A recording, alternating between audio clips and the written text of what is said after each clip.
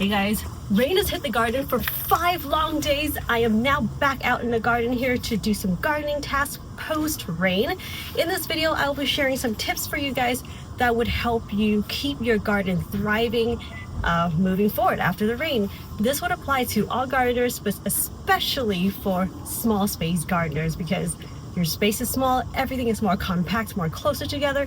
So if there are pests or issues, it's going to spread faster. So let's get started with tip number 1. By the way, there is no particular order. So let's get started.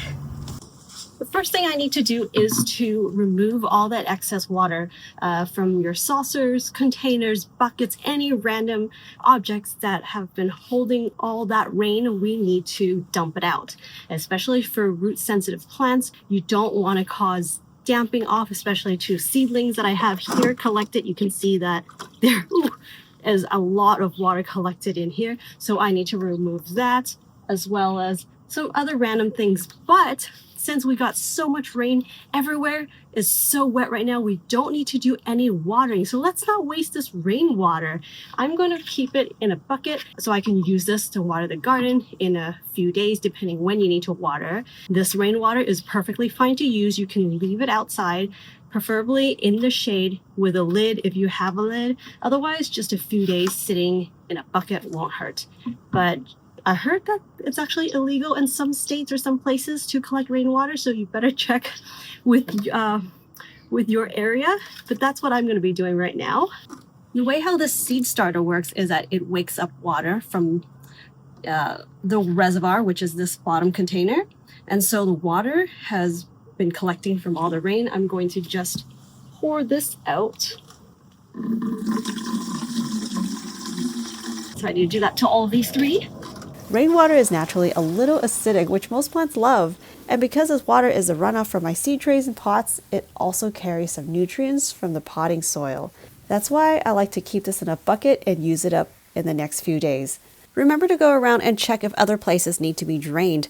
This step is especially important in the warmer seasons because you don't want standing water to quickly turn into a breeding spot for mosquitoes. Since I am here, I might as well check the drains. This is another really important factor for me in this small space, but also everything here is sitting on a tray basically with a drain that takes it all the way downstairs to the garden, the lower garden. So I need to make sure that everything here is not clogged so that the next time rain comes, or even just from watering the plants here, nothing would get clogged.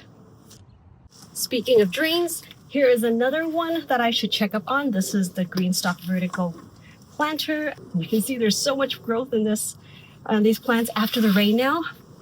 But I need to check if the drainage is clear. So it's right over here. The drainage is right over here. I purposely aligned it with the drain here, which takes it out that way and then down to the lower garden. So make sure that this hole here is not clogged. Literally just sticking my finger in and pulling things out if there is any. Okay, that's clear right there. We are good to go.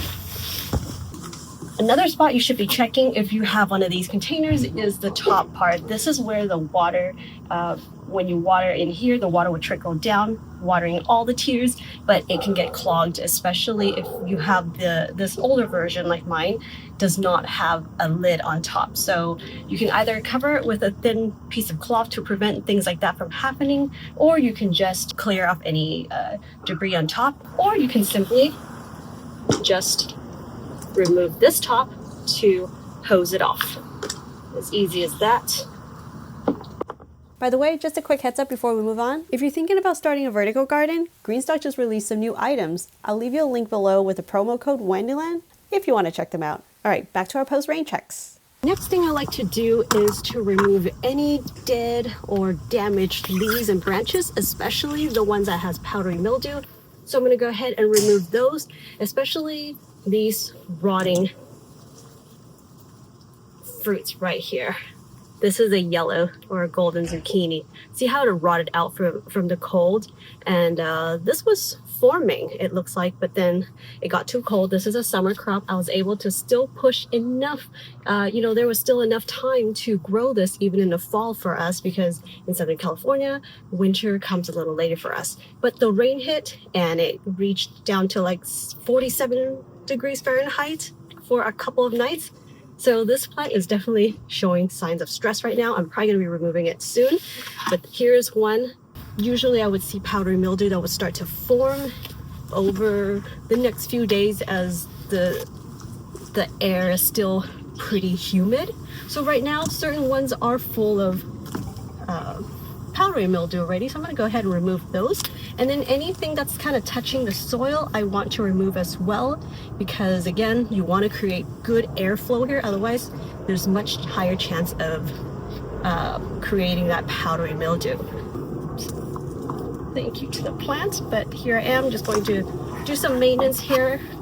Take the opportunity to enjoy the garden after the rain. It feels so nice right now. Remove these. One is full of powdery mildew. It did not look like this 2 days ago. Especially here is this one touching the sweet awesome. So I'm going to go ahead and remove that also. I'm just going to go ahead and harvest this. It's so big. Oh my goodness. Thank you. Ooh. See how this one had rotted out too. See how this blossom has gone bad already. So that's gone. Other than that, sometimes you might find things like if it's in the summer, you're growing tomatoes or any kind of soft stems kind of plants, even sugar peas, beans, things like that are easy to snap. You want to go back and check. Maybe you need to add some more supports. Maybe you need to tie them back up. Sometimes with the rain and wind and everything, some things would snap. It's normal. For the time being, I'm just going to cheat because I know that I'm not going to keep this plant for too much longer. But if this is long term, I wouldn't do it this way. I would actually loosely tie this on here or build another bar right across like this for support. I've already opened up the space on the bottom for you to plant some more. It lets more light in. It lets more of a breeze coming through, just promoting nice airflow for the plants so everything is happy. Let's move on to the next task.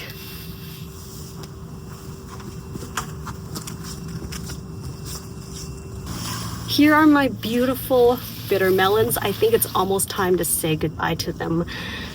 I think I've harvested 5 here, and then there are 10 more here, and this is just off of a 5-gallon grow pot.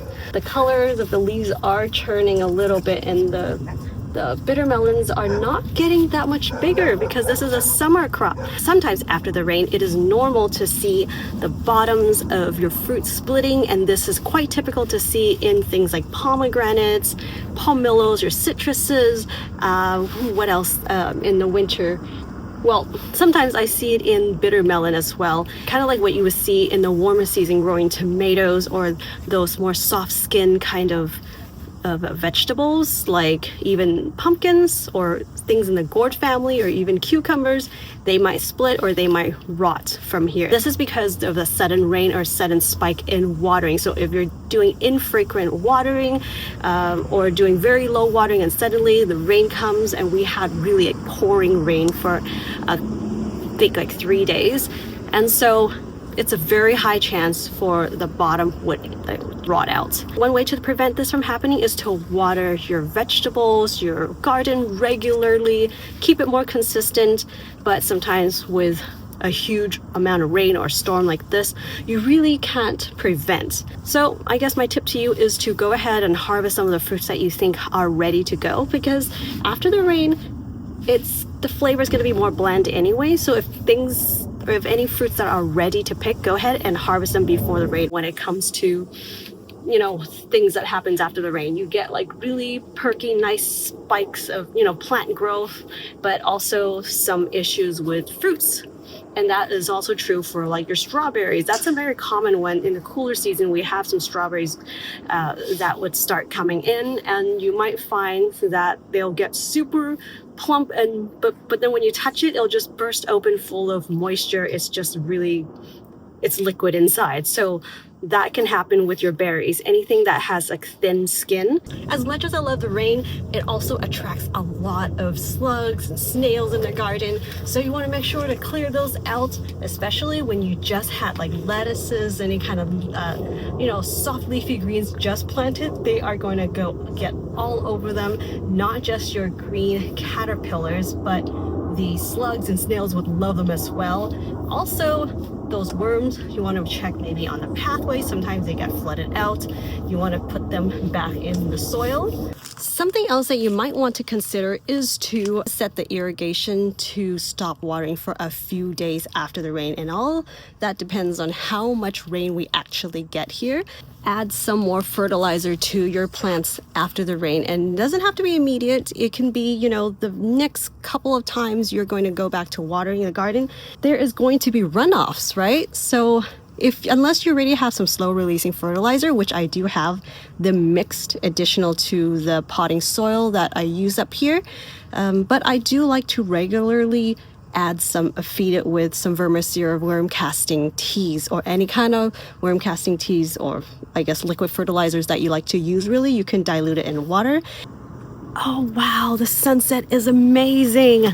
Thank you so much, you guys, for making all the way through this video with me tending my garden task. Let me know in the comments below, what kind of work do you do after the rain? Leave your comment down below, I'd love to know. And if you want to know more tips about small space gardening, be sure to check out that video right there. Thank you so much again, and if you'd like to support this channel, be sure to check out Wendiland.com. I'll see you guys in the next video. Bye!